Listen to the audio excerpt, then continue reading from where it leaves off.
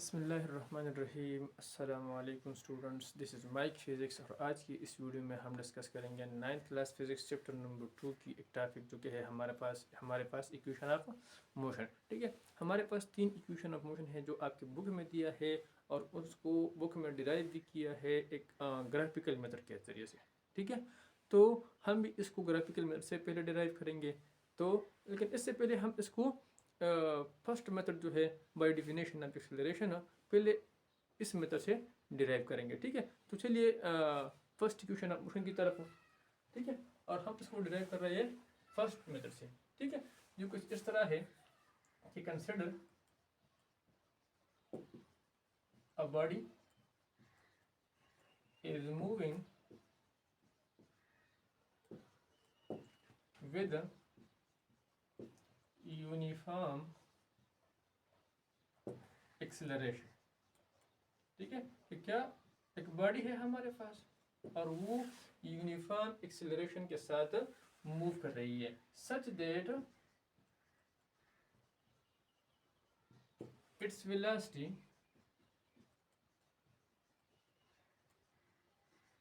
change from vi to vf during time t। ठीक है, हमारे पास एक बॉडी है और वो यूनिफॉर्मली एक्सेलरेट हो रही है। ठीक है, अब उसकी वेलोसिटी में चेंज आ गई, vi से उसकी वेलोसिटी चेंज हो गई vf को कितने टाइम में, टाइम t में। ठीक है, तो by definition of acceleration, by definition of acceleration हम इसको इस तरह ले सकते हैं कि जो एक्सेलरेशन उसमें प्रोड्यूस हो रही यूनिफॉर्म एक्सेलरेशन जो है वो change in velocity divide by time के बराबर हो गई।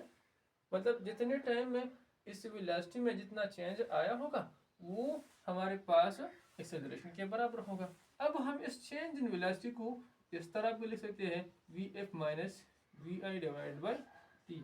यहाँ पर अगर आप इसको अपने साथ इस तरह लिख के जाएंगे तो अच्छा होगा। ठीक है, चेंज इन वेलोसिटी हमारे पास बराबर है vf माइनस उसका आपके पेपर में अच्छा एक्सप्रेशन होगा। ठीक है, तो ये हमारे पास इस तरह भी हो सकता है vf minus vi divide by T. यहाँ पर हम क्या कहते हैं, मल्टीप्लाइंग t बोथ साइड। यहाँ पर हम t को दोनों तरफ मल्टीप्लाई करेंगे, तो यहाँ पर अगर मैं t को मल्टीप्लाई करूँ, यहाँ पर भी t को मल्टीप्लाई करूँ, तो ये t इस t के साथ खत्म हो जाएगी। तो यहाँ पर हमारे पास आएगा at is equal to vf minus vi। और इसको मैं अगर अरेंज करूँ तो इसी तरह भी इसको लिख सकता हूँ कि vf इज इक्वल टू, इसको मैं इस तरफ शिफ्ट करता हूँ vi, यहाँ पर माइनस है प्लस हो जाएगी प्लस 80, जो कि हमारे पास required first equation of motion था। ठीक है, इसको हमने डिराइव किया बाय डिफिनेशन ऑफ एक्सेलरेशन। ठीक है, चलिए अब हम इसको डिराइव करते हैं ग्राफिकल मेथड से। तो ग्राफिकल मेथड में ये है कि हम एक ग्राफ ड्रा करेंगे एक्स वाई। ठीक है, इसमें जो एक्स एक्सिस पर हम क्या लेंगे, टाइम, और टाइम को हम इसलिए एक्स एक्सिस पर लेंगे क्योंकि टाइम हमारे पास क्या है, इंडिपेंडेंट है, इंडिपेंडेंट क्वांटिटी है। ठीक है, और इंडिपेंडेंट क्वांटिटी को हम एक्स एक्सिस पर लेते हैं। ठीक है, इसी तरह हम वाई एक्सिस पर वेलोसिटी को लेंगे, वाई एक्सिस पर वेलोसिटी को लेंगे।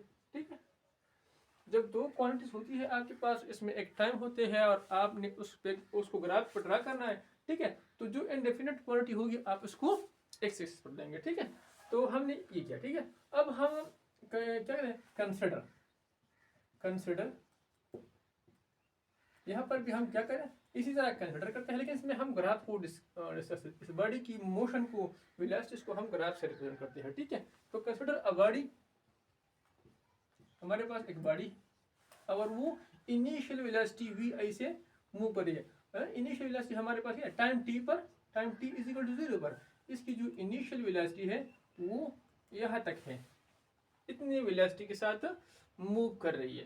ठीक है, तो इसको मैं थोड़ा रिप्रेजेंट करता हूँ नाम से। यहाँ पर ये हमारे पास ओरिजिन है, इस पॉइंट को मैं ए से, इस पॉइंट को मैं बी से, इस पॉइंट को मैं सी से, इसको मैं डी से रिप्रेजेंट करता हूँ। ठीक है, हाँ जी, तो इसका मतलब ये हुआ कि जो ओ ए है ये उस बॉडी की इनिशियल वेलोसिटी को रिप्रेजेंट कर रही है। मतलब हमने देखा इसी तरह एक टाइम पर time T is equal to time गुजरा नहीं था अब, ठीक है, हमने देखा तो उसकी वेलोसिटी भी आई थी, ठीक है। अब क्या हो गया, अब जो है ना इस बॉडी में एक्सेलरेशन प्रोड्यूस हो गई, ठीक है, इस बॉडी की वेलोसिटी में चेंज आ गई, ठीक है। अब जब चेंज आ गई तो उस चेंज जो है ना कुछ टाइम में आया होगा, तो इतने टाइम में ये टाइम टी के बराबर है। इसका जो ये रेक्टेंगल है और रेक्टेंगल के अपोजिट साइड बराबर थे, तो ये साइड भी हमारे पास टी के बराबर होगा। अब ये हमारे पास वी है तो ये साइड भी वी आई के बराबर होगी, ठीक है। अब इतने टाइम में उसमें एक्सेलरेशन प्रोड्यूस हो गई, ठीक है, तो वेलोसिटी वी आई से चेंज हो गई और वी एफ हो गई। अब ये वी एफ हमारे पास कितना है, यहाँ से यहाँ तक हमारे पास ये क्या है, वी आई है, ठीक है, ये क्या है, वी आई है, ये हमारे पास क्या है, वी आई है, ठीक है। अब इसकी वेलोसिटी में चेंज आ गई टाइम टी में, ठीक है, और ये क्या हो गई, ये उसकी फाइनल वेलोसिटी हो गई यहाँ से लेकर यहाँ तक। मतलब पहले तो इतनी वेलोसिटी थी, अब इतना चेंज होगा तो टोटल जो वेलोसिटी हो गई वी एफ वो इतनी हो गई, ये वी एफ हो गई, ठीक है। अब हमने इस वी एफ को फाइंड करना है, ठीक है, हमने इस वी एफ को फाइंड करना है। तो अब हम इसको क्या करेंगे, हमें तो यहाँ तक मालूम है कि ये वी आई के बराबर है, लेकिन ये जगह हाँ बी सी, जो बी सी पोर्शन है ये हमें मालूम नहीं है। हम इस पोर्शन को मालूम करेंगे, इसके साथ ऐड करेंगे, हमें वी एफ मिल जाएगा, ठीक है। तो चलिए मालूम करते हैं ये बी सी पोर्शन। अब हमारे पास क्या है, ये एक ट्राइंगल है, ठीक है, और ट्राइंगल का स्लोप बराबर होता है हमारे पास perpendicular divide by base. Triangle का जो स्लोप होता है, स्लोप वो हमारे पास बराबर होता है परपेंडिकुलर डिवाइड बाय बेस, ठीक है। तो यहाँ पर स्लोप जो है ना हमारे हमें एक्सेलरेशन रिप्रेजेंट करता है, स्लोप जो है ना एक्सेलरेशन को रिप्रेजेंट करता है, ठीक है। और परपेंडिकुलर यहाँ पर हमारे पास क्या है, बी सी पोर्शन है, और जो बेस है हमारे पास वो है ए सी, ठीक है। अब एक्सेलरेशन की जगह मैं ए लिखता हूँ, बी सी की जगह में, बी सी हमें मालूम नहीं है तो इसको मालूम करेंगे, ए सी की जगह में ये टी के बराबर है तो इसकी जगह में टी लिखता हूँ। अब मैं बी सी को इस तरह लिख सकता हूँ, B C is equal to A T, यहाँ पर भी मैं टी मल्टीप्लाई करता हूँ, यहाँ पर भी टी, तो ये टी के साथ खत्म हो जाएगा और बी सी हमारे पास बराबर होगा ए टी के, ठीक है। तो ये पोर्शन भी मैंने मालूम किया, तो ये पोर्शन बी सी जो है ये हमारे पास बराबर है ए टी के, ठीक है। तो अभी आपको इजी लगना शुरू हो जाएगा, ठीक है, कि कितना इजी है ये फार्मूला। अब जो है ना बॉडी मूविंग विद वी आई, आपको ये भी पता चल गया, ठीक है। अब एक्सेलरेट हो गई कितने टाइम में, एक्सेलरेशन इसमें ए प्रोड्यूस हो रही है, यूनिफॉर्मली एक्सेलरेट हो रही है और उसमें टाइम टी गुजर गया, ठीक है। तो अब इसकी वी एफ क्या होगी, आप उसको इजीली फाइंड कर सकते हैं, ठीक है। मतलब ये हुआ कि आपको ये साइड भी मालूम है, ये भी मालूम है, ये भी मालूम हो गई, तो ये सारा तो मालूम हो गया। तो ये सारा क्या किसके बराबर है, वी एफ के बराबर है। तो आप क्या करेंगे, हमारे पास जो है ये साइड बी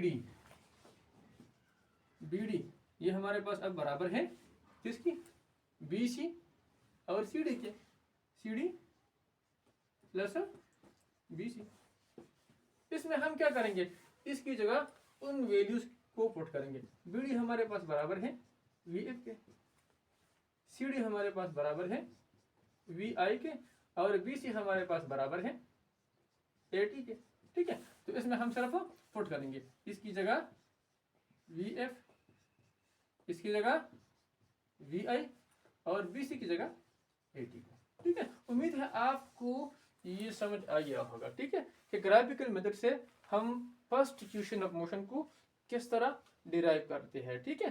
तो अगर आपको ये समझ आ गया हो और आपको हमारी वीडियो अच्छी लगी हो तो हमारे इस वीडियो को लाइक करें, चैनल को सब्सक्राइब करें और इसी तरह की वीडियोस के लिए आपने क्या करना है, बेल के आइकन को हिट करना है ताकि आपको हमारे आने वाले तमाम वीडियोस की नोटिफिकेशन मिलती रहे।